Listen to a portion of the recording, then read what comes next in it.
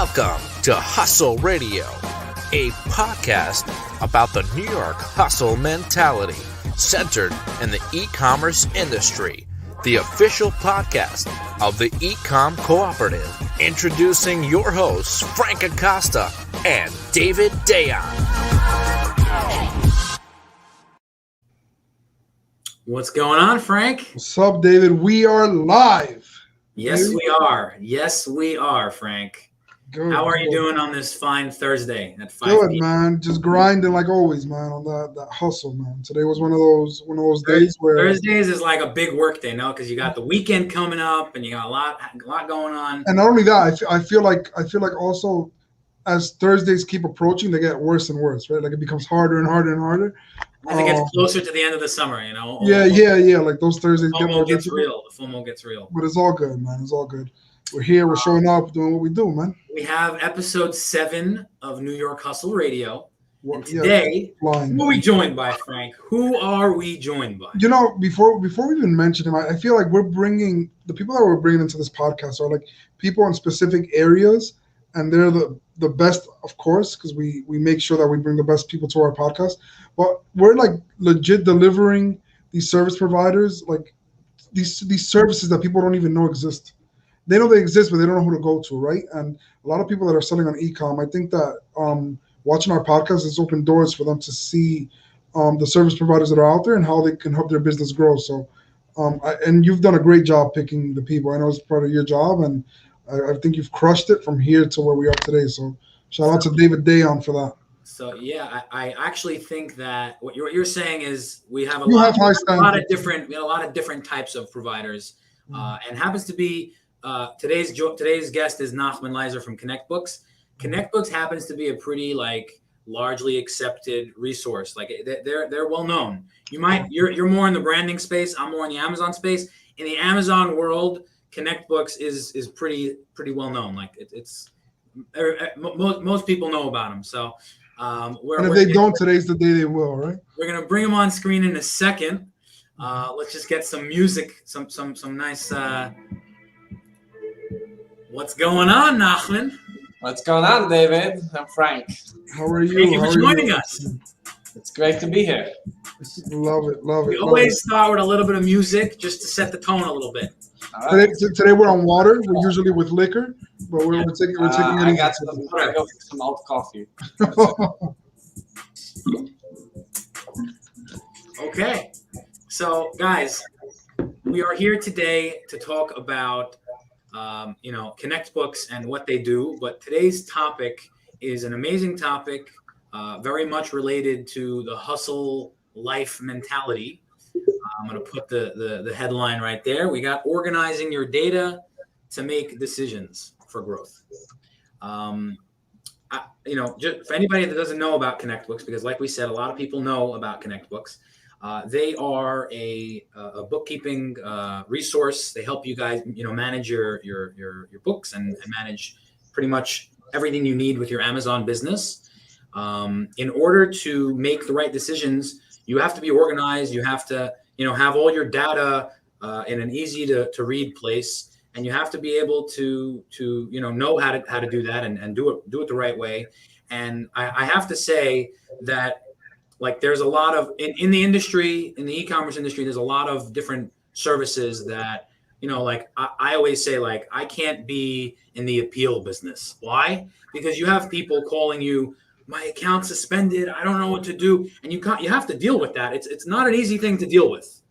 Not to say that what you're doing is appeal level, but I do feel like there's something similar there where you have to give people data on their business. You have to give them their numbers. They have to know from your software, from your service, what their business looks like. If they're in the green, if they're in the red, if they have a problem, if they have a blessing. And it's a very serious job. It's something that obviously a lot of people rely on very heavily. And that's an amazing thing to bring to the world, to bring to the e-com world. And it's definitely very valuable. And we'll talk a little bit of how that ties into the hustle life in a second. But that's my intro into ConnectBooks and into Nachman. After we give our intro, Nachman, we always ask you to do your own. Tell us a little bit about who you are, where you're from. You don't have to say anything I said, but you could maybe say the other things I left out. Yeah. All right. So I first want to thank you, David and Frank, for bringing me on the show. It's great to be here. My name is Nachman, and I'm the founder of Connect Books. I've been working in the inventory-based business close to 10 years in terms of doing accounting. And in the Amazon space, what I've seen in the last year, like just to be relevant and where I've been very hands-on in certain spots, is besides it's really getting more of an accurate picture of your books, but it's not so much. Books can be sometimes very easy to make and sometimes can be very hard, and sometimes you can make like stupid little mistakes which throw you off whack. And the most important part is, I would say the biggest trigger is probably inventory, and it's kind of figuring out your inventory, having the correct balances, because if you don't know how much your inventory is, then you can't make a profit and loss. If you say every time you purchase something and you're saying like, okay, I purchased this month $100,000 worth of material, if you expense that properly in your books, then you're not going to be showing a profit, and the next month you're going to be showing a huge profit because you have no material expense. So you have to properly get your inventory set up. You have to understand the inventory numbers, and you have to get a proper P&L. And that's kind of where my background is from, is dealing with inventory. I used to be a CFO of a business that had we had a warehouse of 150,000 square feet, and we had maybe 20 to 30,000 different products, and I kind of was sifting with Excel sheets and all these type of stuff, and kind of like trying to make sure that each product had a proper cost of goods sold, because if the product didn't have the proper cost of goods sold, we could have been reporting profit when we weren't. And we were using a software that cost around $150,000 to manage inventory. It's more of an industrial software. They're not really so much in the e-com space. It's quite funny because I'm actually building now a custom integration to that software that I used to use for a big e-com seller. Wow. But it's kind of like getting to know your numbers is powerful. And what I find what a lot of people overlook, and this is what I have seen recently, is an inventory and not having the proper numbers in that. And it's kind of easy to screw up because, this is an interesting story. I don't know if I should start off with a story, but it's very interesting. I have this customer that was doing on last year on Amazon, I think like $6 million annually. So not small, not huge, but it's okay. And his cost of goods sold was something like around $5.5 million. So, and then his overhead, let's say, is another $200,000. So his whole profit margin is $300,000, which could be a very nice salary for somebody working on his own. But on the other hand, when you're dealing with $5.5 million worth of inventory, your margin of error to not calculate that properly is very big. If you miscalculate, what's the big deal from $5.5 million to 5.6 or 5.4 or 5.3? Not a big deal. And if your number instead of 5.5 is 5.7, you only made 100,000, which pulls off your profit margin 200, which means you only made $100,000, which is not really a lot of money. So it's kind of like getting the tangle and getting it all together, and really understanding it and really doing it well. And Connect Books is a software which we have a lot of customers. We have two departments. We have the software part, which people have their in-house bookkeepers, CFOs, and they have a whole team, and they run their bookkeeping in-house, and they kind of just utilize the software. And then we have a second part, which people like, it's more, I would say, more to the smaller businesses which don't have a bookkeeper, and they like to outsource it. And then, kind of we do everything from A to Z in terms of the bookkeeping end. Wow. Nachman, did I hear a stat? I might have heard this a year ago or 2 years ago, that like 90% of Amazon sellers don't even know how to tell if they're profitable. Something crazy like that, like 80 or 90%. Do you ever hear? Did you remember hearing that? I'll tell you what. There's a lot of that. It's very funny. There's a lot of accounts that I come in and they really have no clue what's going on. Like I recently signed on a seller, no clue, like $500,000 laying in the bank, and all of a sudden, you think the guy's doing well. You think the guy's. It's not my phone. Whose phone? Yeah. Oh, it is. Sorry. Oh my God. I don't know if it was, sorry about that. I didn't realize. It's all good. It's all good. I had this guy onboarding, and he was kind of he had like $500,000 lying in the bank. His settlements were like in the $200,000 range, and everything kind of looked fine. And he, and then when I started like getting more involved, and I actually did his books and I got his balance sheet up to date, things don't look well. He has a lot of money in the bank, but I know it was just kind of very funny that a guy has such a big settlement, so much money, and has no clue. But what I would say is the majority of the sellers, I feel, do know what's going on, and they know more like on a higher level, I would say. But when it comes to boil down to the actual stuff, what's going on, I think a lot of them like don't have it. And the question always is, what's the room for error? And that's kind of what I see in the Amazon space. And I have actually a different client that we're doing 15 million on Amazon, and their inventory balance at the end of the year is 2.5 million. And kind of like, if you have $2.5 million worth of inventory at year end, the question is, what is that real number? Is that number really 2.5 million, or is it 2.5? I mean, is it 2 million, or is it 2.2?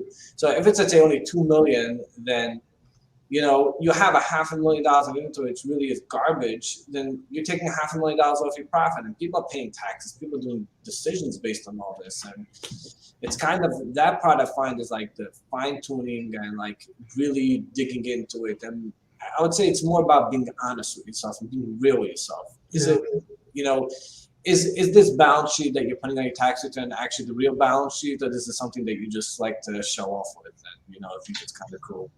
So moving away from that stat that I was trying to recall, I think it's safe to say that there's enough people who are, I guess, there's enough sellers on Amazon. This is something that I have noticed, that are doing a tremendous amount of sales, but let's just say they don't know if they're profitable. And in reality, it might look like they have a tremendous business, but it's not as profitable as they might think, or in some cases, it's not profitable at all. The bottom line is to have a handle on your books, and to have a handle on your data, especially because Amazon is always changing. Yeah. They'll change. So I mean, they're always updating things, and it's not necessarily always the most user-friendly options, and you got to just roll with the punches. So we were talking in one of our previous episodes, and someone was saying the true formula for success on Amazon is to do what you're doing very well and outsource what you can't do well to somebody who can. So if bookkeeping is not your strong suit, which I don't know many of us that have that as a strong suit, tax season, I think everybody's stressed out, right? That's not an easy time of year for me. How about you, Frank? Is tax season a walk in the park for you? You got I got to call somebody, got to call the accountant, do it, whatever. Well, the question is what the bill is by taxes. Yeah. Stresses out. 100%. I saw something on your website that really caught my attention, and it was I'm so stuck on like some taglines, David, and his thing says, "Put the calculator down," right? Like, in other words, like, stop trying to do this yourself, man. You don't know what the hell you're doing. 100%. You're troubling yourself. Outsource what you're not good at to the expert. Yeah, 100%. And so I'll tell you even a funnier thing. Talking about outsourcing is that, I have a lot of times even big companies approach me like to build custom integration. So like to their app, and they're like, we tried doing it, it didn't work, it did work, and every time every big seller thinks that they think always like we always need to be custom, build something in-house and stuff like that. And the truth of the matter is when you outsourcing, let's take a different company do it, we focus on one thing all the time, and we make sure that this function that we're doing is properly done the right way. And just a small example, whoever is in the programming space knows that Amazon has two platforms. I have like MWS, the old type of platform, and they have something called the SB API. It's like their new platform, and they're two different languages, two different code languages. So the old platform, which I'm using because that was available 4 to 5 years ago when I started, that is still using the old code language. And recently Amazon rolled out like a year ago a new one, and they first had a deadline by September, but they extended it somewhere to mid next year, where basically they're forcing all the apps to go to the new platform. And you could just imagine how much code we need to rewrite now to connect to the new platform. So that's kind of something that, we have no choice. We're just going to do it. We're a software company. We're out there, and we're not doing it for us. We're doing it for 1,000 sellers, So it's kind of different when you have your own in-house and you're trying to go along all these kind of weird stuff. And listen, if Amazon decides to change it, there's nothing you can do. You just got to go along with that. So when did you start Connect Books? How long ago? How many years are you guys around? So we actually went live, I'd say more like 2.5 years ago, and I would say for sure another year in the making, from the planning stage, from when we actually came up with the idea, when we sat down, started planning it out. And the way I started is that I was doing bookkeeping for a lot of small businesses, and I started doing bookkeeping for Amazon sellers, and I saw I started to, what happened was I was dealing with a private label account, and they had 10 good going private label products, but 3 of them had a partner. So they needed to know exactly how much each product made, and then how much, percent contributed. And then I had to make a profit almost just on those couple of items. So they were able to split the profits with that partner they had. And then I was pulling all types of different reports in Amazon, spending hours and hours. And I also had 2 years worth of data. It wasn't just for a few months. I had to do 2 years full booking package. And I was kind of if this is something I can just build into software, because I was just building I was building full of formulas and spreadsheets, and I can actually take all the spreadsheets and just use it for anyone else. So that's when I came up with the idea of, jumping into the space of the software. And I had a friend who was a programmer. He had an office right next to me, and I was like, what do you think about this idea? He's like, yeah, sure, we can do it. It's kind of simple, but if you know a little bit about software, usually when you start off with a new developer, they don't have any clue how to estimate and how to build out a project. And they're for $15,000, we can build this program. I mean, we're over $1 million, but that's where it started. So we kind of just jumped in and, continued the planning, got the first phase rolling out, got a couple of customers, got some beta testers. And that's when we went live. It was in January. I'm curious. I went to the JCon show, the last one. I think it was the last one. Maybe it was 2 times ago. And I'm pretty sure I saw you exhibiting there. That was maybe a year into my business. I started about 3 years ago as well. And I recall, am I recalling incorrectly? Did you go? No, I was there twice. Okay. I was there last time it was, and the time before. But the last time was COVID, so they didn't do it last year. No, before COVID and the time before. So I think it was the time before that I'm referencing. I don't think I went the time after. Maybe I don't know. I don't remember. But that's when I heard of your company.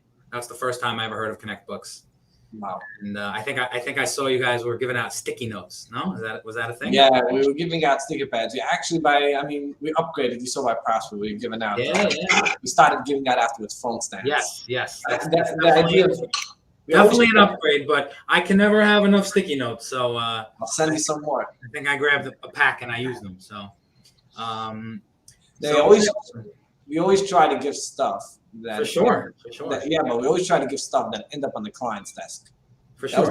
Notes are, And that's when you sit at your desk and trying to do your books, because of crap, and then you're like, oh, I gotta Connect Books first. Let me check them out. Let's go. Yeah. That's kind of and it's kind of a challenge, in terms of shows. I always try to find ways, how to follow up with the clients after the show. But I want to do something memorable and something when they come back to the office 2 weeks later, they should it should ring a bell in their name, Connect Books. And I don't know, maybe you have some good ideas to share in that. I do. I have one. I'll tell it to you offline. I have a very good idea, actually. Oh, so I want to tie in what you guys do into the hustle mentality. That's what we do. We bring somebody on. We talk about who they are, what they do, when they started, how long they're doing this for. And then we try to bridge something about what you do to the hustle life. That's the whole idea of this show. So one of the steps of being a successful entrepreneur is having the vision, having a plan and a vision for a strategy for the future. In order to do that, obviously, you need to have your ducks in a row. You have to know what's going on. You have to sit down, put pen to paper, or in your situation, numbers to spreadsheet, and you have to make sense of things. So I want to say that like every other piece we pulled out into the hustle life was like part of the hustle. I want to say that like as crazy as it might seem, the planning and the strategizing and the vision is like almost something that you need to do before you want to hustle. You know what, when you have an Amazon business, the first thing you need is inventory, the second thing you need is inventory, and the third thing you need is inventory, right? And once you have inventory, you can start to build a business. Yep. It's almost like if you don't have inventory, there's no point of anything else. Like nothing else matters. And I want to kind of throw that into your world and say, if you can't make a plan, there's a famous line: if you fail to plan, plan to fail, right? So Exactly. planning is a very, very crucial, and I might say like the first step in doing anything, let alone being successful, hustling, whatever you want to do, you know. So I think that what you guys are doing is extremely relevant to that mentality, and I think that there's a lot to learn from it. Frank, what do you have to say about that? Yeah, look, I was just so intrigued by your website. I kept reading. By the way, amazing website.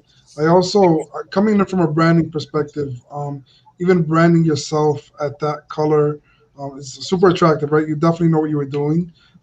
Stand out is like QuickBooks, like your company is very easy to translate into both. And I see the time and energy you put into what you're doing, right? And to me, that's where the hustle begins, right? Like having everything show up present, having everything done correctly, and I applaud you for what you're doing, what your team is doing, man. I think that everybody thinks they know what they're doing until they find an expert that does it correctly, and then they're like, "Wow, I've been like screwing for like a long time already, right?" And I think that that's what you bring to the table, right? Where everybody feels like, "No, we're selling a lot on Amazon, we're doing good, we know what we're doing," and the reality is that behind the scenes, like David says, there's something else going on, right? So you even building this, I know there's so much time and energy put into this. You don't just have a company, you have a software. It's like having double a company.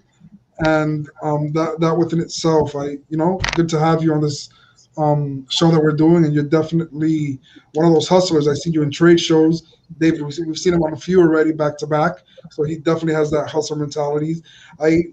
Something caught your attention about me. You were giving something out to everybody, and I saw your team. They were just not giving it. Like, let's give this to somebody and start that conversation, right? Like, let's close these deals. I get those vibes from you and your company, and good to another hustler on the block, as we would say. I happen to you touched on two things I wanted to say, Frank. I was writing up the bio of the episode, and I had a sentence about how Nachman, in my opinion, is a good leader, but I didn't have the right way to put it, so I ended up not putting it in the bio. But I definitely noticed at the couple of shows that we've been at recently, finally back to regular in-person shows. Yeah. Hopefully it's not crashing down. Awesome. Yeah. Let's not say it too loud before some type of government. Yeah, whatever. Don't worry about it. I'm doing an event. I'm not going in quarantine, Frank. Me either. It's not happening. I'll have an event with just me, you, and Nachman. All right, in Salt Steakhouse. Yeah, exactly.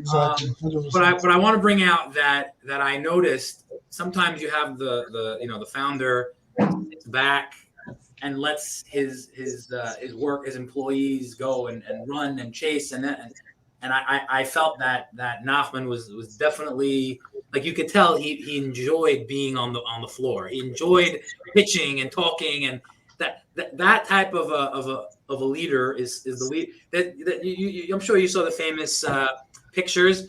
Bad leader, go do that pointing. Good leader, let's go. Come with me. Like, there's just the two different ways you can do things.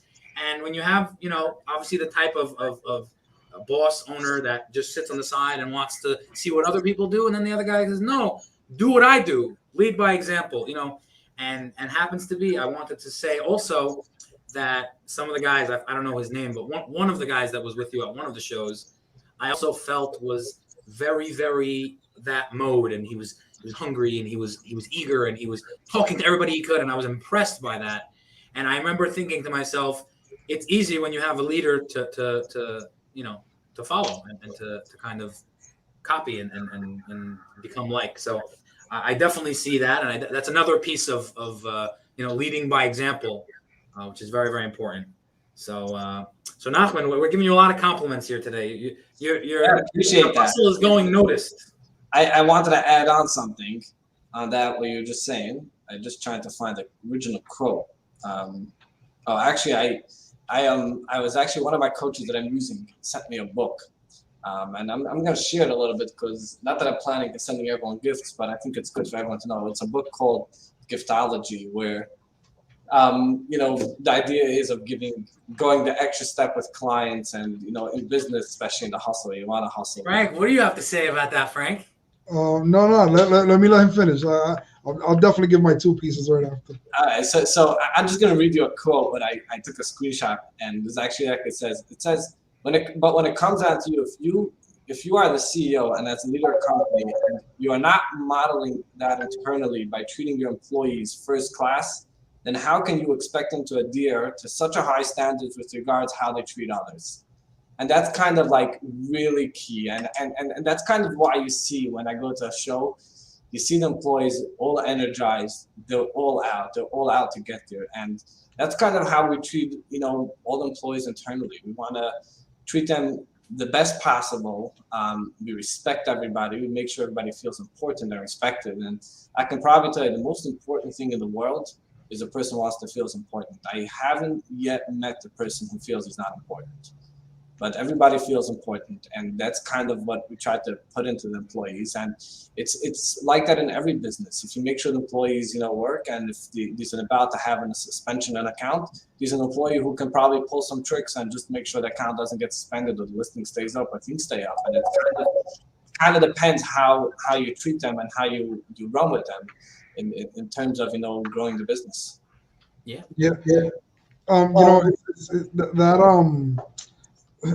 I read this book. There's a section called The Knife People. Are you up to there yet? Not yet. Okay. All right, so I'm gonna let you enjoy it, man. Well, I'm gonna say for Frank, because he's not saying it himself. Frank shows up when he meets somebody with a gift. First time meets anybody. But Frank, do you get a gift that's personalized? Yeah. So how do you figure that out? I'm just random. I don't get a standard gift. For example, I think when I met David, I saw how David would dress. I saw like his type of style, and I went and I got a thing called Happy Socks, and I got him a collection, right? So it's just you got vibes from the person, and you know what they're into. So somehow I don't know how Frank knew this, but I have a lot of Happy Socks. I'm a sock person. Like I coordinate on Shabbos, Nachman. Frank, Shabbos is the Sabbath. I know. David, wait. I know this before you, so I know. All right. I'm poking fun, but anyways, on when I dress up with a suit, I pretty much always coordinate my tie and my socks. So I don't know how Frank knew this. I don't know because we only met once in person before this other time when we met, and he brought me this gift. But that time that I met him the first time, I introduced myself to him, and he just walked away. Yeah. Okay. We're bringing those days off, huh? But yeah, look, I don't know. No, so the point was you didn't know. You didn't look at my socks, so you didn't know. So I knew what time it was, bro. Yeah, so, Nachman, look, I also think that it's so true to give that customer service, right? I started something crazy in my company, and I haven't shared this with anybody yet. I started giving daily updates to my clients, and it's like nuts. So at the end of the day, on the end of the work, I send an email out and I give them an upgrade, even if it was something so small that was done. Just them getting that daily update is like the way they responded to us is nuts. Like, wow, man, thank you. I've never had a service like this. And even if it's a 3-week turnaround, even if it takes you time to build it, as long as they see that you're in communication with them and they're just hearing from you, it holds so much weight. It's making them feel important. Comes back down to what you said. Yeah. When dealing with service providers, I find like one of the most important stuff is like having the right communication. These times when I actually will pay someone more than taking someone cheaper just because they have just better communication skills. 100%. It makes it easier. Yeah, 100%. But yeah, look, Nachman, it was great having you here. I think we always tell ourselves we want to do 20-minute podcast. So I'm gonna let you in a little secret. If it passes 20 minutes, it means you were dropping good value. I'm usually the one to be like, no, chill, 20 minutes. But I feel like people need to hear what you do. Definitely the service providers my own clients can benefit from this. So I'll definitely be making some intros after this Zoom call. After this live, and thank you for coming, man. Thank you for showing up. And where are you located, Nachman, and how can people reach out to you? We're located in Muncie, but the best way to reach us is just go to the website, connectbooks.com, and we got a chat option, and just chat in. But we're always on top of that. Sounds good. Awesome, man. Good having you, David. Episode 7. Episode 7 is a wrap, Frank. It's a wrap. It's a wrap. Nachman, thank you for joining us. We appreciate it. Thank you for the value, and have an awesome rest of your day. Thank you, and thanks for having me, and enjoy your weekend. Take care, guys. Bye.